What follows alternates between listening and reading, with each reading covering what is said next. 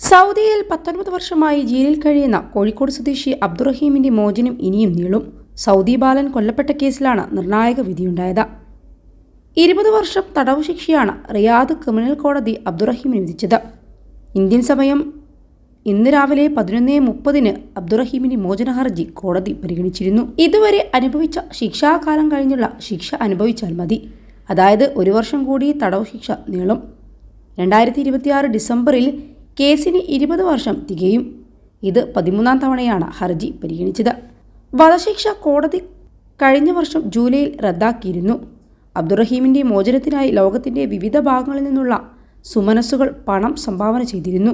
Saudi ബാലൻ അനസ് കൊല്ലപ്പെട്ട കേസിൽ വധശിക്ഷയ്ക്ക് വിധിക്കപ്പെട്ട അബ്ദുറഹീമിന്റെ വധശിക്ഷ കഴിഞ്ഞ വർഷം ജൂലൈ 2 കോടതി റദ്ദാക്കിയിരുന്നു. 34 കോടി രൂപ ദയാധനം സ്വീകരിച്ച് സൗദി കുടുംബം മാപ്പ് നൽകിയതോടെ കഴിഞ്ഞ ജൂലൈ 2 റഹീമിന്റെ വധശിക്ഷ റദ്ദാക്കിയിരുന്നു.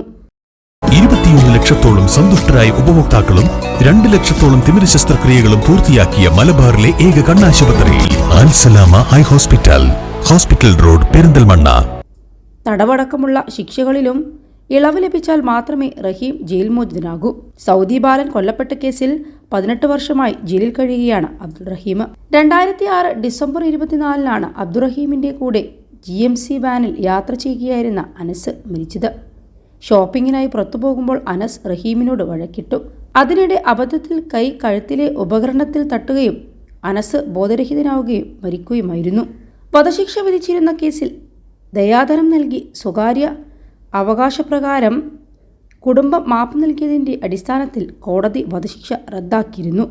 അതേസമയം വിധി പകർപ്പ് കിട്ടിയതിനു ശേഷം അഭിഭാഷകരുമായി സംസാരിച്ച് അപ്പീൽ ഉൾപ്പെടെയുള്ള നിയമസാധ്യത ആലോചിക്കുമെന്ന് റഹീം സഹായ സമിതി അറിയിച്ചു. 2006 ഡിസംബർ മുതൽ റഹീം ജയിൽ ശിക്ഷ അനുഭവിച്ചു വരികയാണ്. അറബി മാസത്തിന്റെ കണക്ക് പ്രകാരം 19 വർഷത്തിലധികം പൂർത്തിയായി.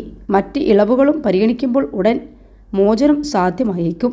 ഏറെ പ്രതീക്ഷയോടെ ഗൾഫ് ജോലി സ്വപ്നം കണ്ട് 2006 നവംബർ മാസത്തിലാണ് അബ്ദുറഹീം സൗദിയിലെത്തുന്നത്. സൗദിയിലെത്തി 3 മാസത്തിനുള്ളിലാണ് സൗദി പൗരന്റെ മകൻ മരിച്ച സംഭവത്തിൽ കൊലപാതക കേസിൽ അബ്ദുറഹീം ജയിലിലാകുന്നത്. 6 വർഷത്തിനു ശേഷം 2012 കേസിൽ അബ്ദുറഹീമിന് വധശിക്ഷ വിധിച്ചു. തുടർന്നിങ്ങോട്ട് വധശിക്ഷ ഒഴിവാക്കി കിട്ടാനും ജയിൽ മോചനത്തിനും ഉള്ള നിയമ പോരാട്ടത്തിലായിരുന്നു. സൗദി അറേബ്യയിലെ നിയമമനുസരിച്ച് കൊല്ലപ്പെട്ട വ്യക്തിയുടെ കുടുംബം ആവശ്യപ്പെട്ട ദയാധനമായി 1.5 കോടി സൗദി റിയാൽ, ഏകദേശം 34 കോടിയിലേറെ ഇന്ത്യൻ രൂപ മലയാളികൾ ഒത്തൊരുമിച്ച് സംഘടിപ്പിച്ച് കോടതി വഴി കൈമാറി. തുടർന്ന് കൊല്ലപ്പെട്ട സൗദി ബാലന്റെ കുടുംബം അബ്ദുറഹീമിന് മാപ്പ് നൽകി.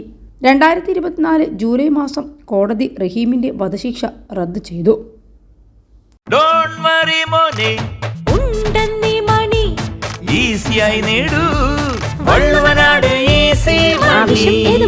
പണം ഞങ്ങൾ തരും.